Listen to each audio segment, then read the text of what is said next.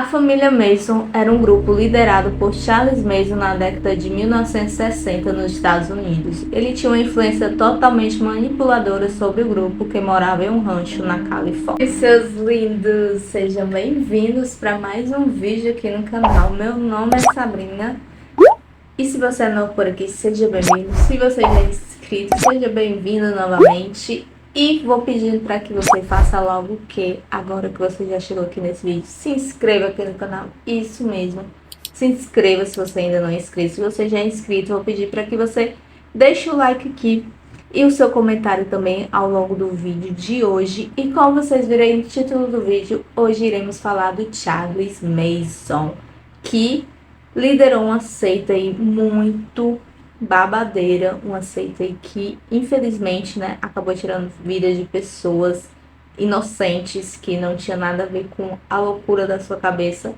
mas a gente vai entender o que aconteceu tudo no vídeo de hoje, então vem comigo.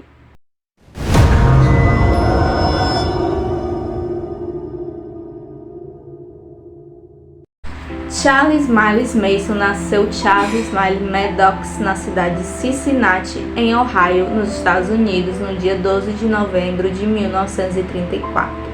Filho de Kathleen Maddox, ela teve aos 15 anos no Hospital Geral de Cincinnati. Charles Manson nunca conheceu o seu pai. Ele herdou o sobrenome Manson de um breve casamento de sua mãe depois que nasceu. Charles passava a maior parte do tempo com a avó, e quando sua mãe foi presa mais uma vez, ele foi morar com os seus tios. O seu tio o espancava e o abusava dele regularmente, e quando a sua mãe saiu da cadeia, tudo continuou igual. Manson conta que certa vez ela chegou a vendê-lo num bar em troca de uma dose de bebida alcoólica. Então o pequeno Charles começou a roubar, foi mandado para um reformatório, mas ao sair continuou com os delitos. Quando tinha por volta dos 12 anos de idade, ele procurou a mãe, mas ela o rejeitou mais uma vez. E depois ele foi parar em outras instituições e muitas vezes ele fugia dela. Ele chegou a passar por várias avaliações psiquiátricas e numa dessas constatou-se que por trás de suas mentiras e frieza estava um garoto extremamente sensível, mas que não havia recebido amor suficiente. Avaliaram também o seu quociente de inteligência e ele era acima da média. Quando estava perto de receber a liberdade condicional, Manson estupou com uma faca contra o pescoço do rapaz. Ele tinha 17 anos. Foi então mandado para uma instituição mais segura, onde absorveu outros homens.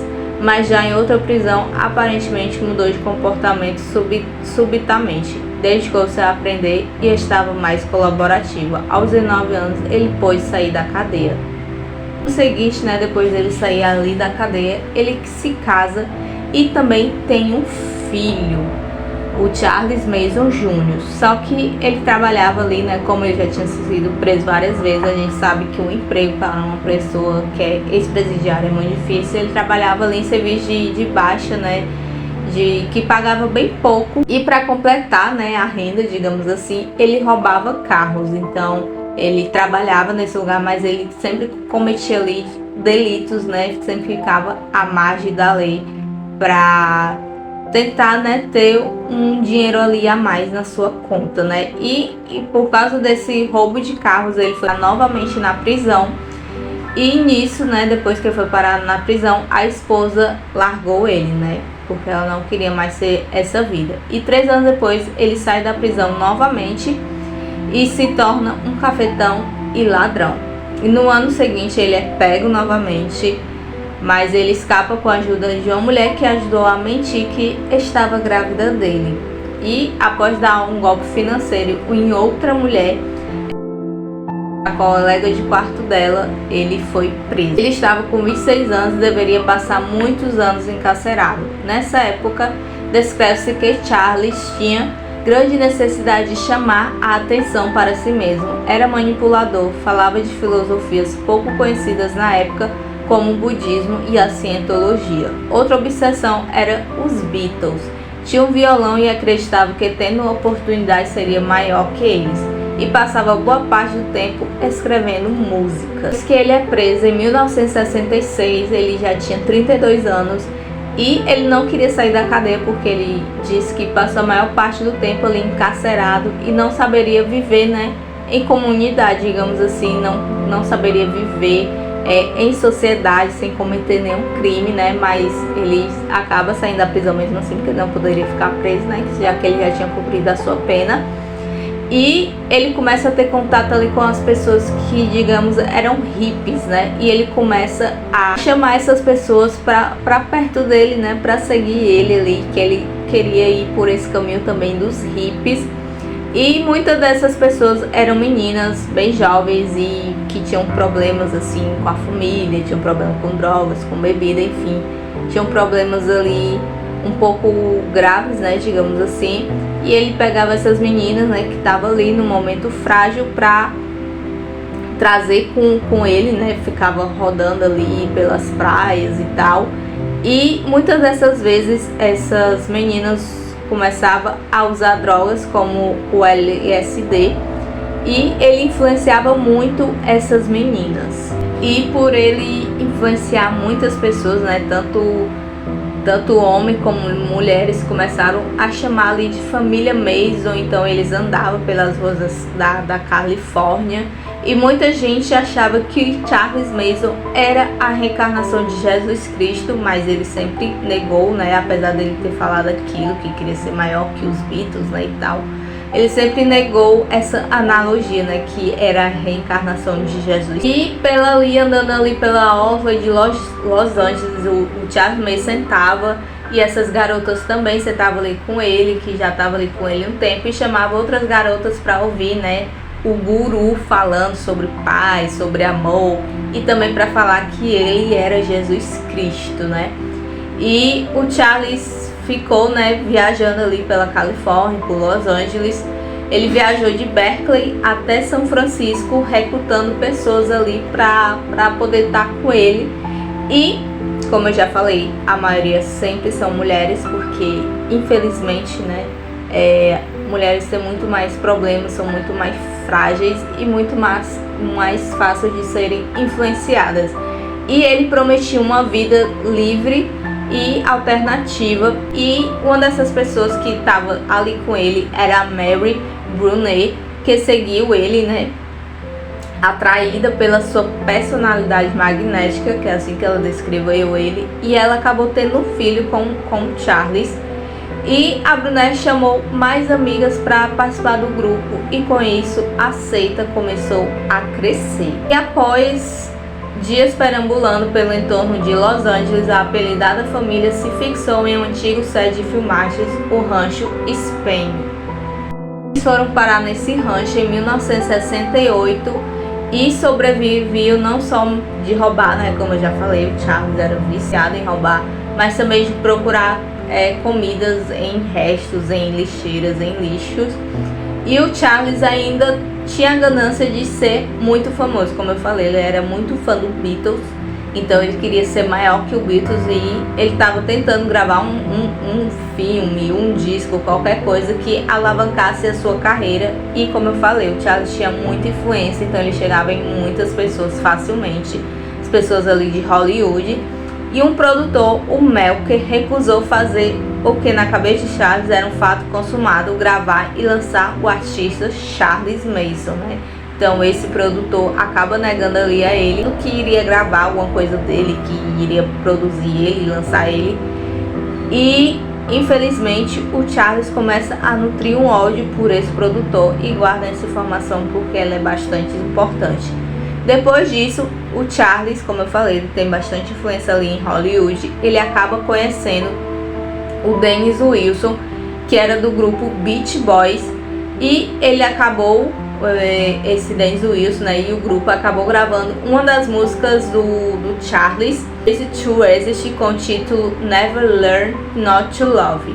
E que eu acabei de falar, né, do produtor que se recusou a lançar o Charles como artista. O Charles Mason acabou descobrindo onde o Terry McKell morava ali em Beverly Hills, e um dia foi tirar satisfações com o produtor, mas descobriu que ele tinha se mudado ali, e ele acabou vendendo a casa para o diretor de cinema Roman Polanski e para a atriz Sharon Tate.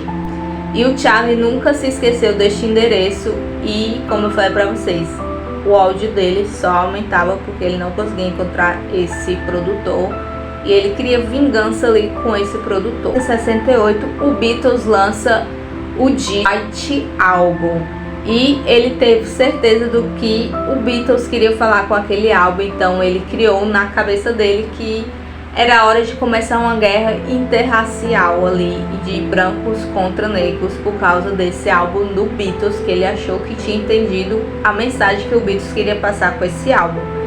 E ele começa a planejar aí uma briga, como eu falei pra vocês, né, uma guerra entre brancos e negros, e o Charles e a sua família ali, ele diz que escapariam ali pelo deserto depois que acontecesse essa guerra. Teria começar com crimes que deixassem os brancos realmente enfurecidos contra os negros. Charles e sua família escapariam escondendo-se no deserto. O Charles havia entendido em um livro religioso que havia no deserto uma entrada para uma cidade de ouro. Após o fim da guerra, a família mesmo retornaria e assumiria o comando da situação. Charles era o quinto anjo, os outros quatro seriam os integrantes dos Beatles. Como os negros não iniciaram a guerra na data em que Charles achou que começariam, ele percebeu que teria que ensinar a eles o que fazer. Tudo ali na cabeça do Charles mesmo começou, né, com um sinal que ele achou que tinha visto, né, que tinha entendido do disco dos Beatles. E também ele nunca se esqueceu do endereço, né, do produtor que recusou lançar ele como um artista. Então ele foi até essa casa que era do Terry Meckle. E infelizmente a Sharon Tate, para quem não conhece, a Sharon Tate era uma atriz muito famosa. Ela estava dentro dessa casa e infelizmente ela estava grávida de 8 meses. E o Charles e a sua seita acabaram matando ela e o filho que ela estava esperando e mais 4 amigos dela que estavam junto com ela. E o Roman Polanski não estava ali na casa, né? Ele tinha saído para um compromisso. E quando eles recebe a notícia de que, infelizmente, né, a sua mulher tinha sido assassinada. Em 10 de agosto de 1969, na noite seguinte aos primeiros assassinatos, Mason e 6 membros da família deram continuidade ao plano. Dessa vez, Mason se juntou ao grupo porque, segundo testemunhas posteriores de seus cúmplices, ele achava que no primeiro episódio não houve pânico suficiente.